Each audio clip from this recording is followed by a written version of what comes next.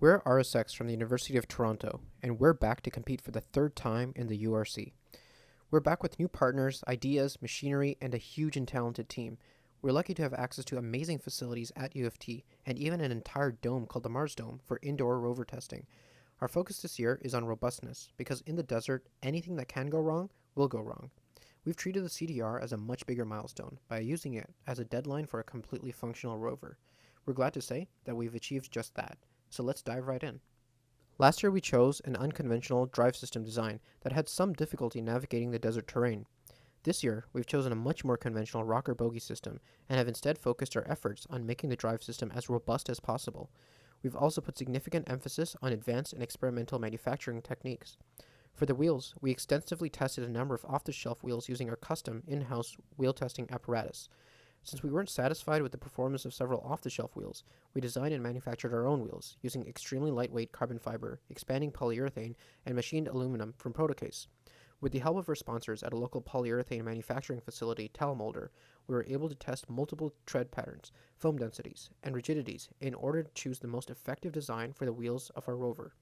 These wheels are extremely lightweight, absorb a lot of impact force, provide amazing traction, and cover our motors to improve our terrain maneuverability. The linkages for our rocker bogie suspension have also been completely manufactured from carbon fiber, which makes them incredibly strong and robust, and also amazingly lightweight.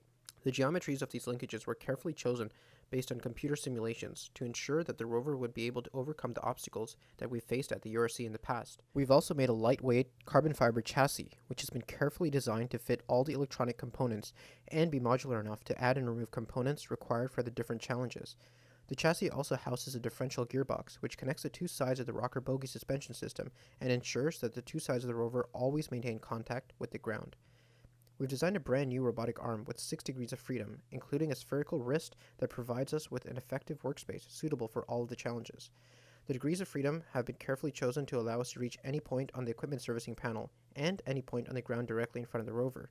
For the astronaut assistance task, we're employing a shovel system in which the arm can push items onto an actuated shovel. Building on our incredibly successful electrical systems from last year, this year our goal is to design custom boards and build a more modular and robust electrical system. Our main integration board houses our sensor, drive, arm, and power distribution boards. Our communication system plugs directly into this integration board, as does our battery bay. We're using a combination of multiple Arduinos and a Raspberry Pi to control the rover, and have opted for a much more robust hard-case LiPo battery solution consisting of 6 5-amp-hour 4-cell batteries. And we're also using our own CNC mill to etch PCB boards, which we're designing using CAD software. A combination of 3 IP cameras serve as the eyes for the rover, giving us wide-angle HD footage, with one camera even allowing for pan and tilt motion as well. Building also on our very successful software, controls, and communication systems from last year, we have revamped every aspect of these systems for greater robustness. Our communication system operates on 3 bands for redundancy: 2.4 GHz, 900 MHz, and 433 MHz for redundant telemetry, all within regulatory limits.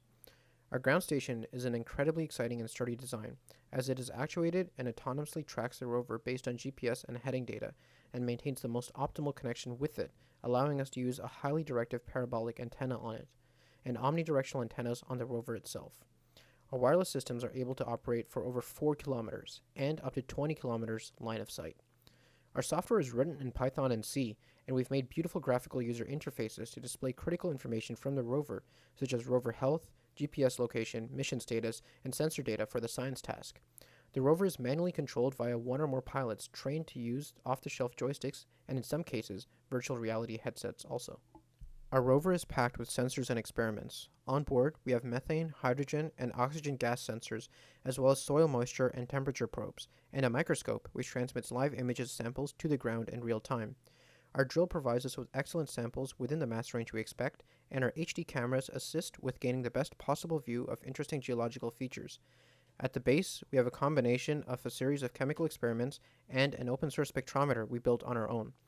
Realizing that sensors alone aren't enough, in April we'll be going on a 2-day-long field trip to a national park to simulate the science mission as closely as we can in an unfamiliar environment. We're at the stage now where we're going to spend the next 3 months making the rover even more robust and practice non-stop to create mission and component specialists so we know exactly how to execute and function when we're on the field.